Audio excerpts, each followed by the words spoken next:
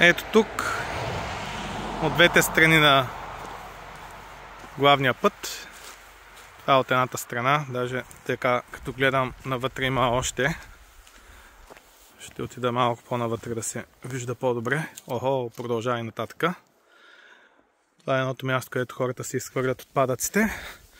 Ето сега ще отида да покажа и от другата страна на пътя за какво става въпрос. Иначе тук може да видите, има така, хората са набирали поне къде да седнат на мекичко.